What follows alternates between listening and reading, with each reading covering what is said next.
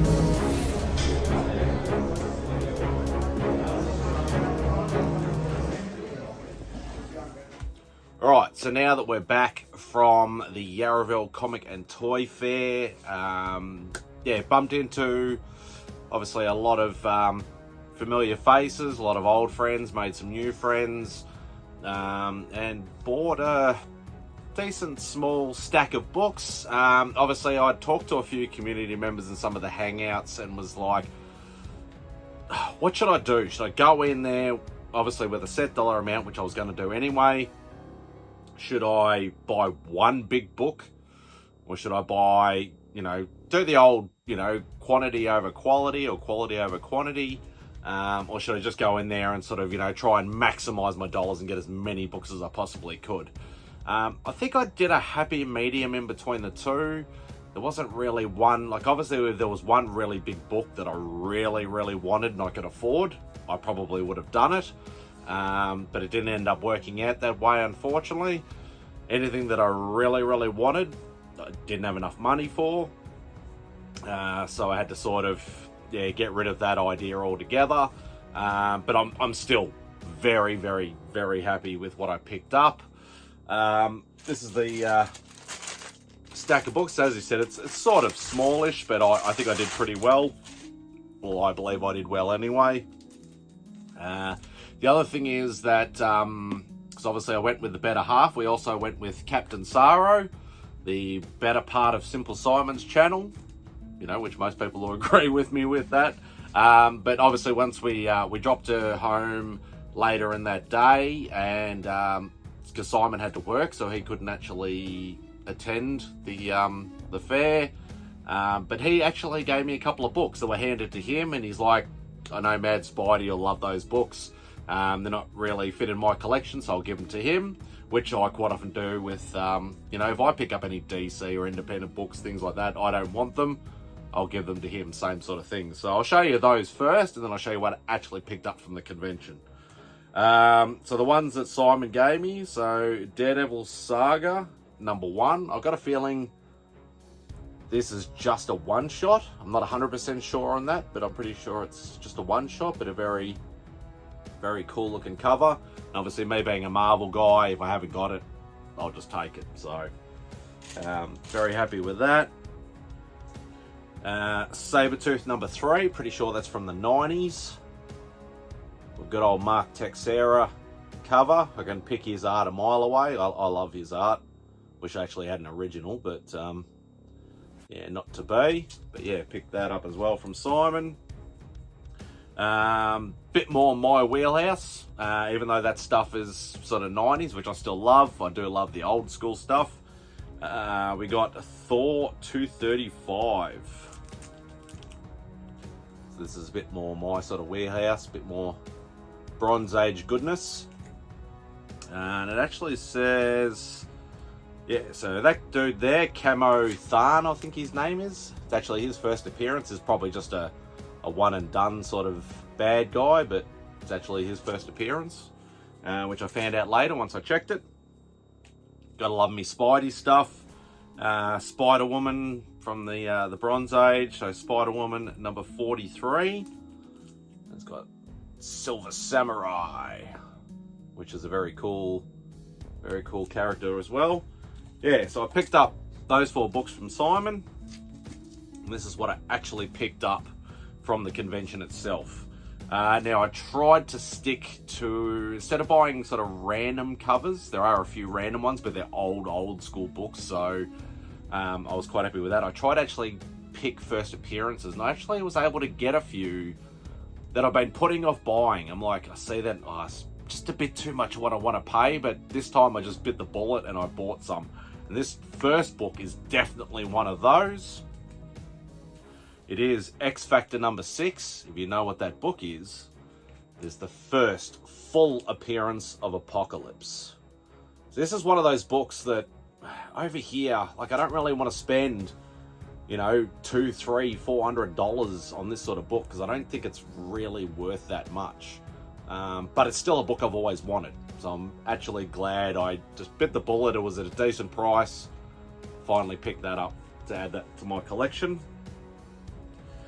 Then I picked up a couple of X-Men keys. This is X-Men 109, which is the first appearance. Now, I think in this he was called Weapon Omega or something like that, I think, but we all know him as Vindicator from Alpha Flight, so this is actually his first appearance. So I was glad to pick up an old X-Men key. Another one where is one of my, I wouldn't say my most favourite sort of X-Men cover, but it's one of those ones that every time you see it, it's just a striking cover. I've always wanted it, and I finally got it. So X-Men 164, first full appearance of Binary, which is actually Carol Danvers, as you know, as Miss Marvel, and she becomes Binary. So yeah, it's just a stunning, awesome cover from an absolutely sort of great era in the X-Men. Finally glad to actually pick that up. This is another cover where it's like, he's not a major bad guy, but it's just one of those sort of books that I've always wanted, and I was finally able to grab one. It's Avengers 52. That's a lot of yellow, but it's the first appearance of Grim Reaper. So yeah, it's just one of those covers that I've always wanted, one of those books I've always wanted. Not necessarily, as I said, like a big bad guy, you know, like with the Avengers, like a Kang or, you know, Doctor Doom or anything like that. But yeah, just a book I've always wanted, and now I do. Now, none of these next couple are keys, but I've said this before and I'll say it again. If I ever get a chance to pick up Tales of Suspense, Strange Tales, Tales to Astonish, any of that sort of stuff, whether it's key or not, because it's mostly all Silver Age, I always try and pick them up. So I was able to pick up a couple, which was good. So Tales to Astonish number 89, Submariner and Hulk.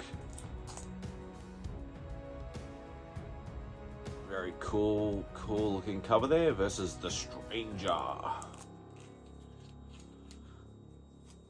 Going back in numbers actually, so Submariner and Incredible Hulk, Tales to Astonish number 73. So, yeah, I love these sort of 2-in-1 books. Now this is getting slightly older, so you got Giant Man and Incredible Hulk, Tales to Astonish number 68. Another cool old school Silver Age book. Going even older again. Now this one, there's not actually a 2-in-1. Like obviously it's got Giant Man and it's got Wasp in it. But this is Tales to Astonish 55. But they don't do the, you know, like the half and half, you know, and have like Giant Man and Hulk or Submariner and Hulk or whichever. This is all just a all-in-one cover.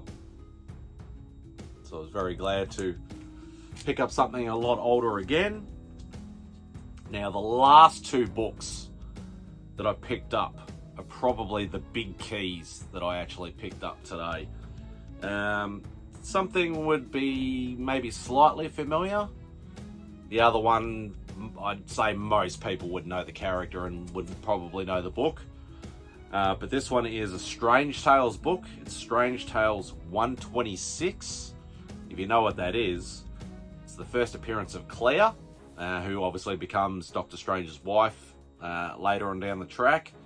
But the other big key about this is one of Doctor Strange's main villains, and that is the first appearance of Dormammu.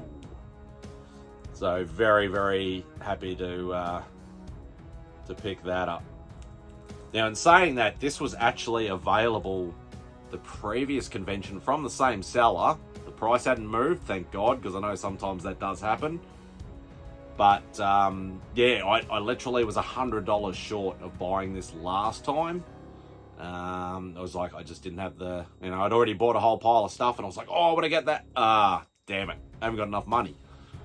Luckily, it was still there, so I was able to pick that up. So glad to get that. And I would say that's a sizable key, because Dormammu was obviously, been in the Doctor Strange first movie, and one of Doctor Strange's main villains. So definitely a decent key in my perspective, anyway.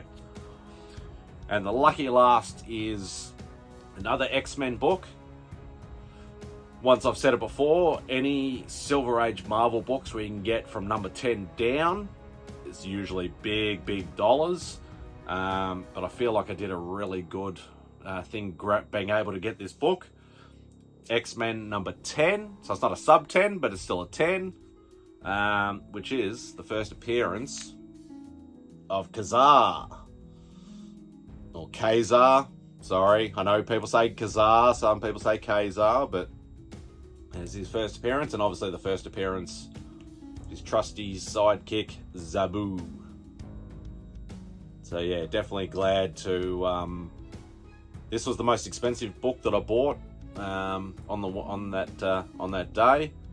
I won't say how much I paid for it, because I don't want to shock the American things, because I know they pick up this sort of stuff for like $50, $100. But I'm just glad I own this book, and to have I think this is actually my first sub 10 X-Men book, which I'm very, very glad to actually own. So yeah, so that's it for this particular video. Had a good fun time. It was, yeah, as I said, great to hang out with old and new friends. Just in all, and as I said, once again, I like these sort of smaller cons, especially this Yarraville one, because it's 90% just books. There's a few vendors that have some pops and some toys and that, but it's nearly all books, so it's perfect for what I'm hunting for. So, and obviously a lot of old books as well, which is especially what I'm looking for. But that's it for this video. Thank you once again for tuning in. Hope you enjoy the rest of your day, and Spidey out.